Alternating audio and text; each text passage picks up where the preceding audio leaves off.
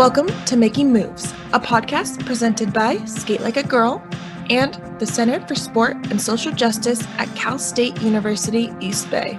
Here, we'd like to serve our audience by educating and also inspiring y'all to feel empowered through sport, social justice, and skateboarding. All athletes, skateboarders, and fans of sport and social justice are welcome. Funding for Making Moves was provided by California State University East Bay and the Center for Sport and Social Justice. Make sure to catch all 6 episodes of Making Moves, streaming now on Soundcloud, Spotify, and Apple Podcasts. There's this environment right now, not that everybody welcomes it, but it's much more welcome to have a young woman say, we're getting treated bad here and it's not cool. You know, it's not the way we should be doing business. And so, not that we need people like Steph Curry, it's not that women need Steph Curry to like pat them on the back, but it is kind of cool when a prominent male athlete steps up and say, you're right, this isn't right, fix it. What draws us, for those of us that are athletes, that are coaches, that are fans, what really draws us to sport? Is it the ability to make money? Actually, research shows most people don't. That's not what attracts them to sport, right? Is profitability. It's about community. It's about friendships, the friendships that we have over a lifetime. It's about the pleasure of movement, feeling your body move and creating a sense of transcendence, right? Through sport. So for me, the biggest, problem that leads to a lot of other problems is the commercialization of sport within a capitalist society. More broadly, commercialization creates a structuring logic within sport. One of the terms that people use in sports studies is the performance principle. So this is a set of ideas and attitudes that creates a value structure around an instrumental means to end attitude that just emphasizes measurable outcomes. Right. And we just see this across all levels of sports. Right. And so it's this, again, it's a structuring logic. It's a way of thinking that organizes how we build our institutions and the things that people do within those spaces and what we teach. For those of us that coach, right, we're sort of forced to follow this performance principle. The other thing that it does is it creates a pyramid in the U.S. sports system, and you think about it. At the bottom of the pyramid, there is this large space of youth sport. And lots of kids are encouraged to come in and participate in sport. But as they age and they advance in their athletic careers, there's a winnowing down or a weeding out of people as the competition increases. And so the idea is that we're creating this pyramid that leads to the production of really elite athletes. And so we do, the United States, we do great in the Olympics. I mean, in terms of the medal count, right? Our professional sports and our professionalized amateur sports, right? Tremendous athletes. But what that means is a lot of people along the way fall out. And by design, people fall out of sports. The other thing we see is that youth sports has become increasingly expensive and as a result, increasingly exclusionary, right? And a lot of that has to do with the fact that because our sports system is so commercialized, the youth sport has to be profitable for it to even exist, right? So much of it, particularly as it moves out of a more public sector and into a private sector, which we really see. So commercialization creates an exclusionary sports system and basically bad public policy because sport resources are distributed unevenly, which means health resources are distributed unevenly. If I notice that a girl isn't coming to practice, you don't kind of just leave it. I'll go to her house, we'll have lunch, we'll talk about what's going on. And generally there's a reason. And the reason is often addressable and also has to do with the way in which our world is structured right now. And those barriers are not always viewable right on the surface, but if you dig a little deeper and ask yourself those harder questions, why are there no girls playing on this field? Why are there no girls of color playing on this field? What about that space is creating that environment where girls and girls of color particularly don't feel comfortable? I think asking yourself those hard why questions is really important to then changing the way that you bring yourself into a space, create a space to ensure that those barriers disappear. I think asking those whys is really paramount in changing it. There's a different connection built with each participant. And I think that's something that I value so much because, again, like I said, growing up, I didn't even have a relationship with my coaches. It was kind of just show up and be a robot and do what you're expected to do today, which is quote unquote win, right? And with the Up to Us training, I remember going to it and being like, oh my God, like this, it was overwhelming for me because I've never been exposed to such coaching techniques in my life, nor I didn't expect so much from it in a positive way. You know, it gave me this opportunity to approach how to build relationships with a participant or a player. And it's amazing because, like you said, this is what keeps participants wanting to show up. It goes beyond sports. You know, that relationship that you build with each individual participant is different, but they're so strong because, you know, you get to know them in a very different manner beyond their sports ability, which is amazing to me because, yeah, you can find a participant who's really good at soccer, for example, but it goes beyond that because you're with these participants learning to work with them outside of sports, essentially. And I'm so grateful for that. If you ask the question, what's wrong with you? It's kind of the wrong question. You should be asking what happened. What happened in the past to you that you haven't been able to process that's now resulting and manifesting in this way. And so, it's kind of a good way of just being really sharp about what's the question you need to be asking to solve the problem that we're trying to solve. And so that became what's happened to you is like the simplest way of saying that is why so sad? Like, why are you so sad? Think back, what happened? That's where it came from, really. And then it sort of sounds a bit flippant, but if you take it seriously, it's actually a serious question. So that became this, hey, well, let's sad plans and then sad grabs, and there's a play on words and some fun we can have in that, and skateboarding at the same time as trying to find a lighthearted way into a tough subject, basically. And that's that. Totally. And you see on Instagram, and there's, people have submitted sad plans to me last year, and we made a video and a collage and did a board with reel that was awesome, raised some money, did an event, and made a video that lots of people got to watch and got their brains thinking about the subject, and hopefully kept the dialogue going and gave people some new ideas about how they can approach it and where they might get some help or different ways of thinking about their own mental health. Mental health issues were on the rise. And, looking at depression, for example, as being one of the leading causes of disability, or suicide, second leading cause of death in the world and in the US, between 15 and 29 for the world and 10 to 34 for the US. And I was thinking this is huge. So I started digging a little bit deeper and realizing that not only is this happening throughout society, but it's even worse on college campuses. And it's rising even quicker on college campuses. And so I decided to take more of a social psychological perspective and taking a cue, I guess, from the World Health Organization and looking at the way they looked at health. And they basically said there's 4 aspects of health, which is physical, mental, social, and spiritual well-being.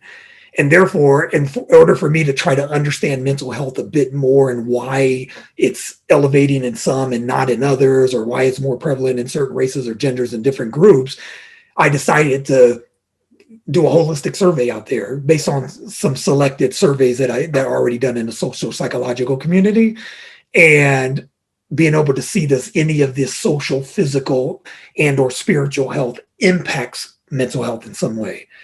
And after running the data, we're currently in the write-up. Cecilia, for example, is helping me out on this and doing a lot of research on it and doing a lot of writing on it. But we found that there was significance in all, meaning that the higher your spiritual health levels are, the better your mental health is. The higher your social support or social health is, the better your mental health is. And then, of course, the more physical activity, I used more of a physical activity questionnaire, and the higher your physical activity levels are, the better your physical health is. And I myself have also have had my own little struggles here and there. I struggled through like depression and anorexia all throughout high school, and that was pretty tough on me. So, this research on mental health really hits close to home for me.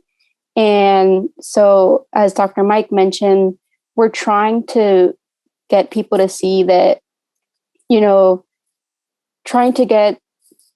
to see that health needs to be looked at in a more holistic manner, and not just the physical, but also the mental and the social, and how all those interact in order to kind of shape a person, right? And if we can understand that, then we can find more accurate mechanisms to kind of mitigate those issues that someone may or may not have, especially the student population, which can be quite sensitive because there's like all these extra stress factors and all that. So I'm like super excited to be working with this project. Like I said, it's something that's really personal to me. So this research can also help not only us understand, but other researchers understand and create their own, research on how to help people recognize that they're not alone and this is an increasing issue, and, that we shouldn't be ashamed about it and all that. So it's important to dig deep into this stuff because it can be quite complex. People feel like they have to be in crisis in order to come to counseling. So a lot of like being afraid is like, okay, I'm going to go, but I can just handle it. Nothing's really wrong with me. I'm fine. I don't need to go now. Or, oh, if I go, people are going to judge me, or, oh, it's not that bad yet. When really we all need somebody to talk to. There's not a person on earth that's not going through something that hasn't had some type of emotional reaction to something that's happened. And then so being able to know that you do not have to be in crisis. We actually prefer people to come before they get in crisis so that you can learn the skills and not feel like when you're in that deep, dark hole, you're just down there, just wallowing. But if you have practice and you have support and you have a couple of skills to learn, you'll be able to see some light while you're down there in that hole trying to climb your way out.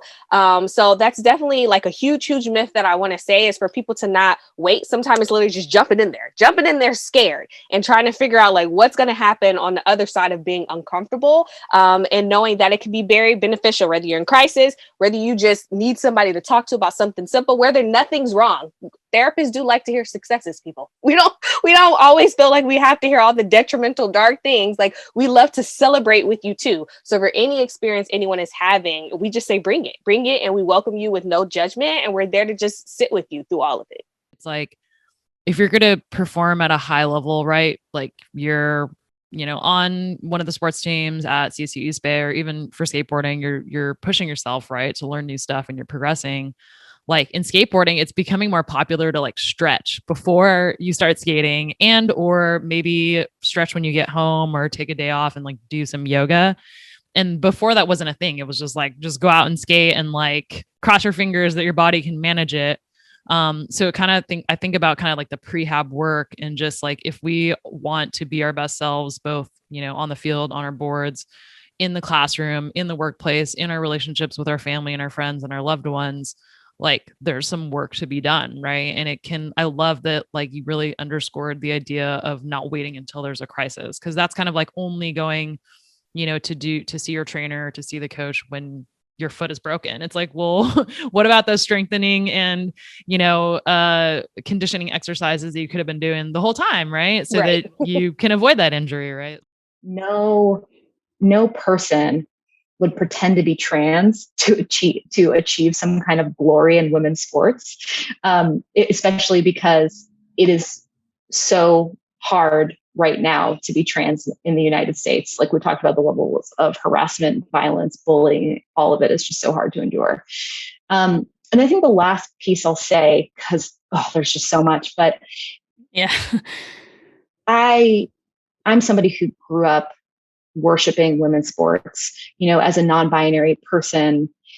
And, I grew up in Pittsburgh in the 90s, and I had no words for my gender identity.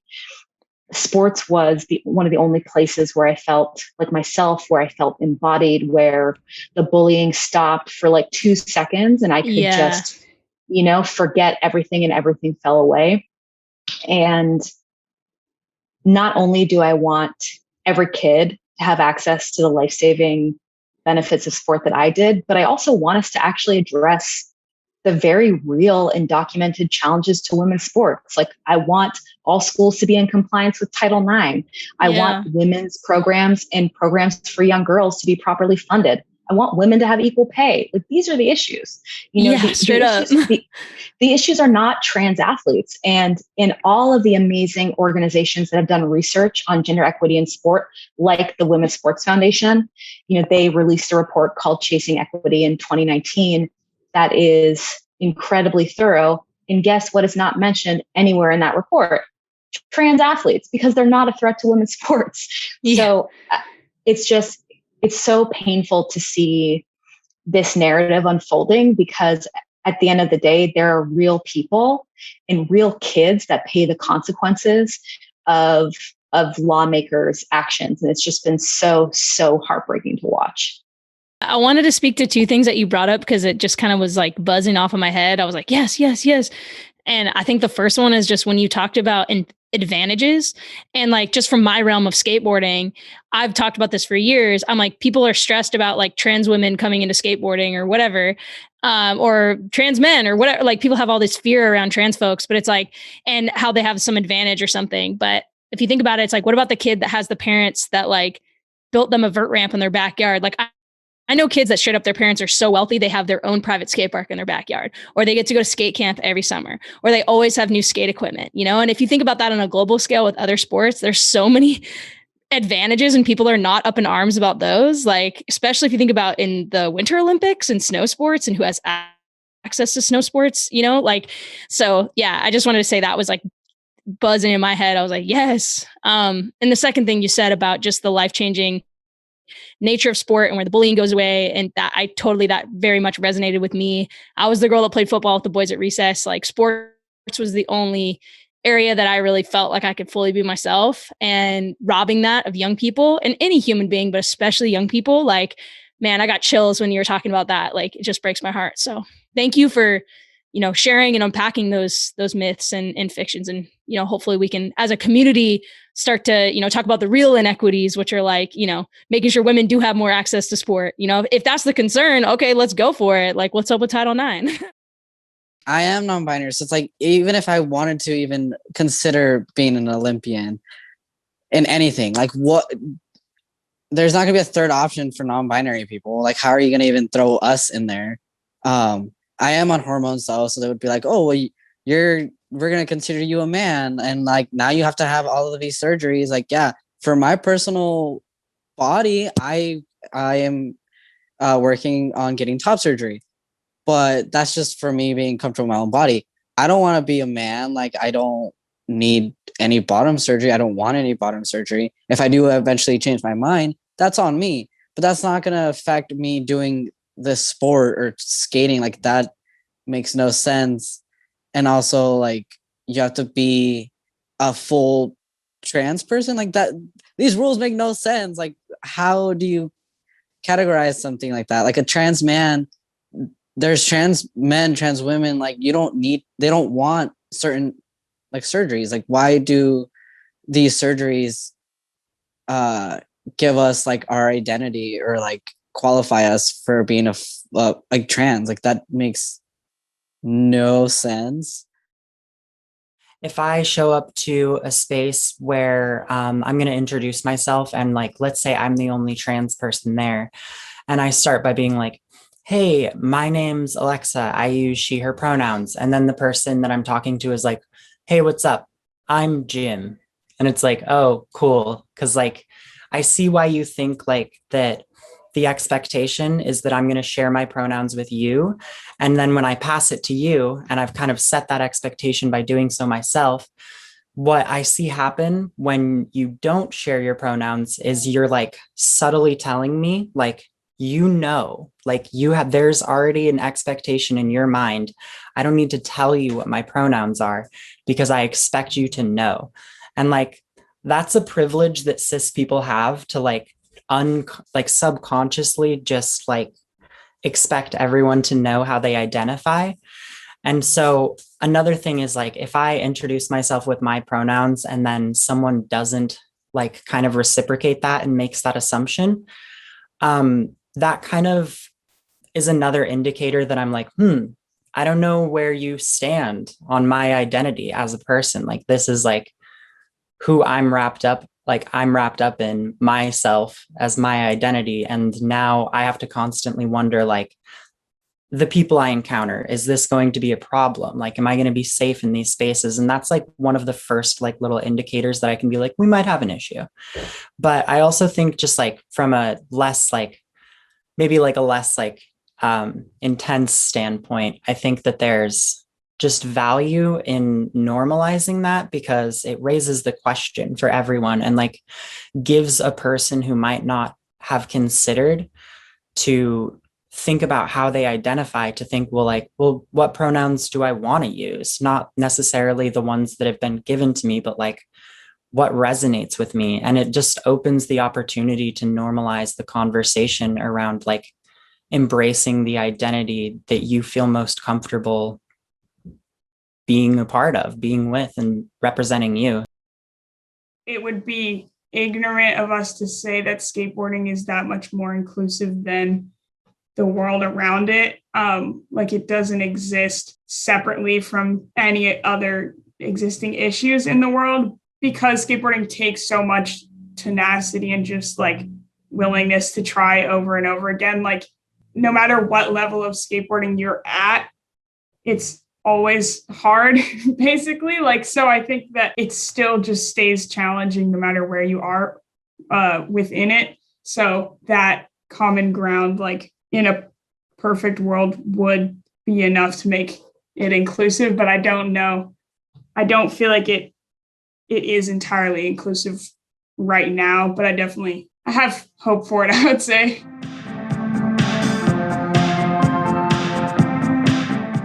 This podcast was brought to you by Skate Like a Girl and the Center for Sport and Social Justice at Cal State University East Bay.